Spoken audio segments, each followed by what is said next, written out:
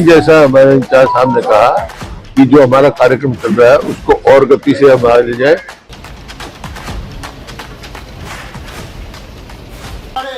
उस समय स्वतंत्रता सेनानियों ने समय समय पर आकर के साथ जोरदार तालियों के साथ आज की ये जो मीटिंग थी हरियाणा मांगे हिसाब अभियान चल रहा है। बहुत ही लोकप्रिय नेता भूपेंद्र जी के नेतृत्व में हमने यहाँ से हरियाणा मांगे हिसाब का कार्यक्रम शुरू किया। कांग्रेस द्वारा शुरू की गई हरियाणा मांगे हिसाब यात्रा को लेकर गुरुग्राम में कार्यकर्ताओं की मीटिंग का आयोजन किया गया।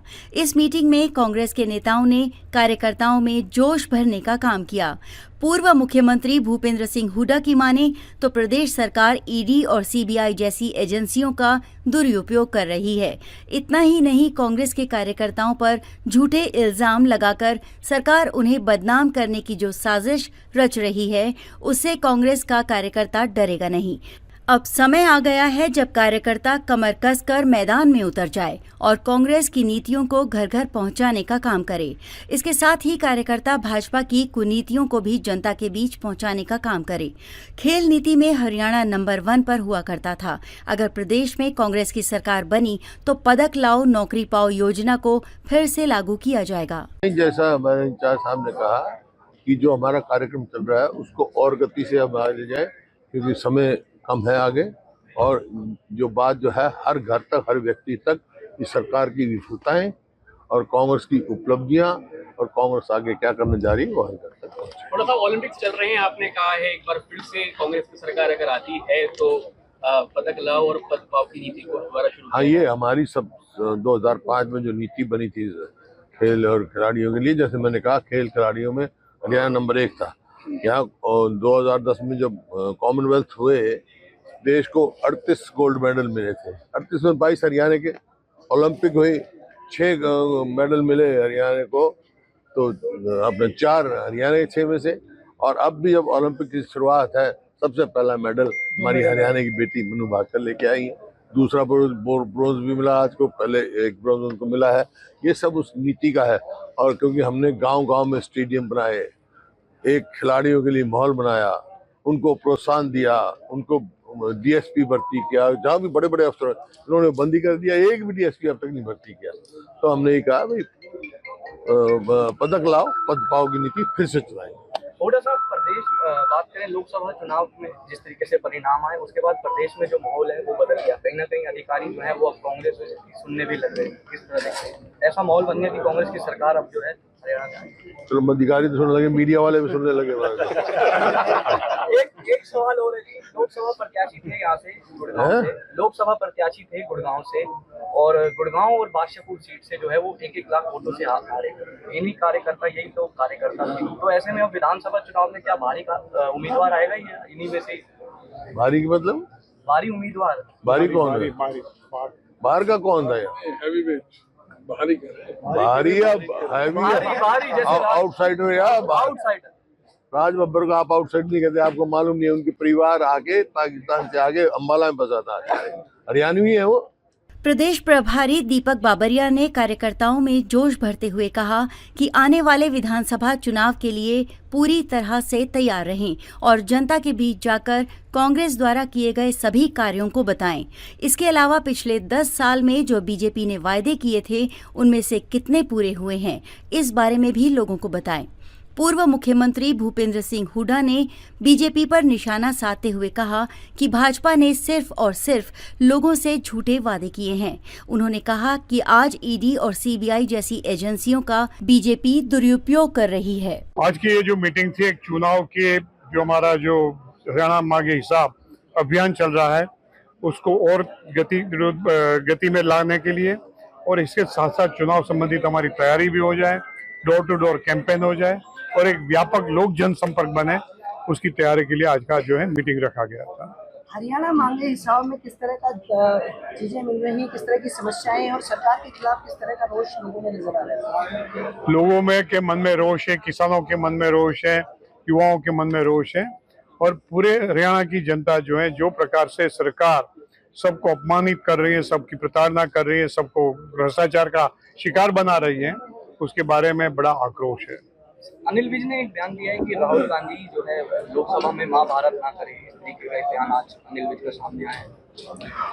अनिल विज जी जो कहते हैं उसका क्या संज्ञान ले, उसकी पार्टी खुद ही उसको पूछती नहीं है और आप कहते हैं कि हम उसका संज्ञान लें। लेकिन सर बीजेपी की तरफ से बार बार ऐसी खबर आ रही है कि कांग्रेस में गुटबाजी अभी भी हावी है, इस पर आप क्या कहना चाहेंगे? अनिल विज क्यों जो कार्यक्रम में नहीं जाते, धनखड़ जी क्यों नहीं जाते हैं, आप उनसे क्यों नहीं पूछते हो? हमारे यहाँ कोई गुटबाजी नहीं है, सब अपने अपने कार्यक्रम में लगे हुए हैं, सब यात्रा में निकाल रहे हैं, सब प्रचार प्रसार कर रहे हैं। तो ये तो इनके पास और कोई प्रचार का साधन नहीं, अपनी कोई उपलब्धि बताने की जगह नहीं है, तो घूम फिर के फिर से कांग्रेस की गुटबंदी की बातें करते हैं। हरियाणा मांगे हिसाब। आज हरियाणा की जनता इस सरकार से अपने खून पसीने की कमाई का हिसाब मांग रही है। उसी को लेकर कांग्रेस की जो एक मुहिम है, उसी के तहत आज यहाँ पर माननीय भूपेंद्र सिंह हुड्डा जी, हमारे अध्यक्ष उदय भान जी और हमारे यशस्वी प्रभारी दीपक बाबरिया जी के नेतृत्व में यहाँ पर एक बैठक का आयोजन किया, जिसमें पूरे हरियाणा के कोऑर्डिनेटर और को कोऑर्डिनेटर यहाँ पर एक उनकी बैठक बुलाई गई थी कि किस तरीके से हमने गांव में, शहर में लोगों के बीच में जाकर इस मुहिम को और ताकत देने का काम करना है। जिस तरीके से आज जनता, महंगाई हो चाहे भ्रष्टाचार हो, हर चीज से त्रस्त है। इस भाजपा सरकार को उखाड़ फेंकने के लिए आज जनता अपना मन बना चुकी है। उसी के तहत आज यहाँ पर एक बैठक का आयोजन किया गया था।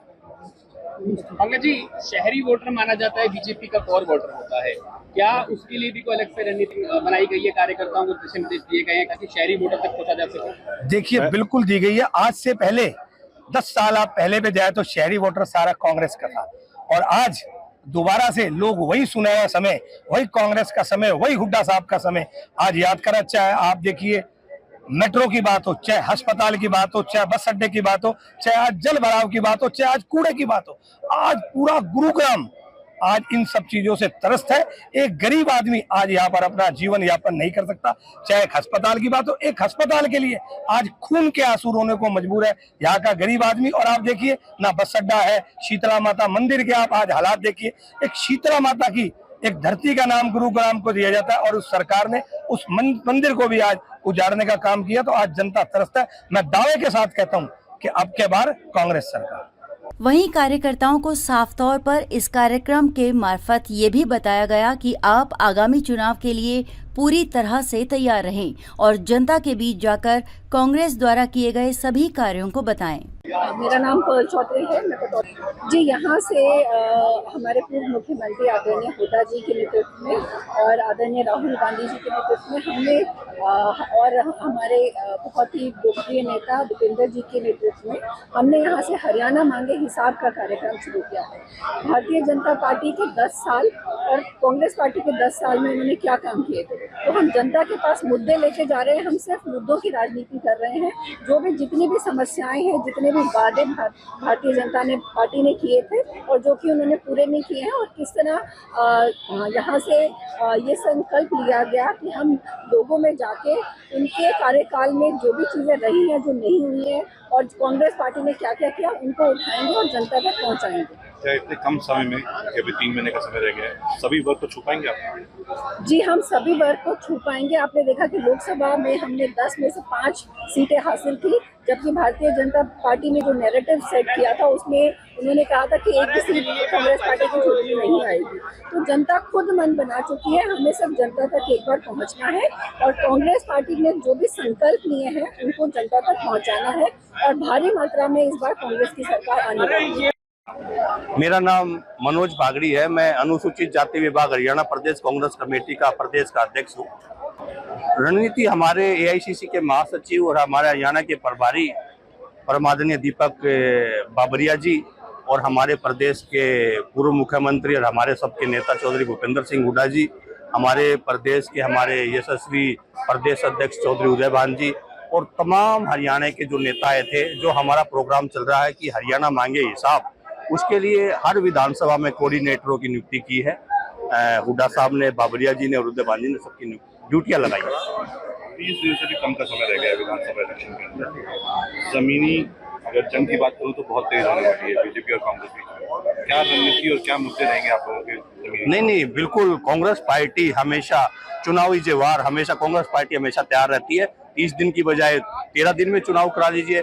हमारे नेता चौधरी दीपेंद्र सिंह हुड्डा जी अपने यात्रा के माध्यम से 13 विधानसभाओं में, और आप देख रहे हैं कि पूरा प्रदेश में है कांग्रेस पार्टी का माहौल है। तो ये तो हम कार्यकर्ताओं को मतलब हमारे को आज आदेश मिला कि कोई भी कार्यकर्ता ओवर कॉन्फिडेंस में ना रहे। सब कार्यकर्ताओं को अपने बूथ लेवल पे लड़ाई लड़नी है।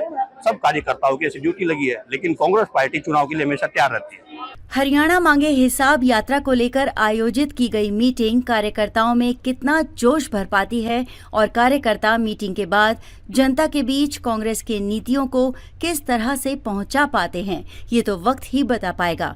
फिलहाल तो कार्यकर्ता इस मीटिंग के बाद जोश में नजर आ रहे हैं।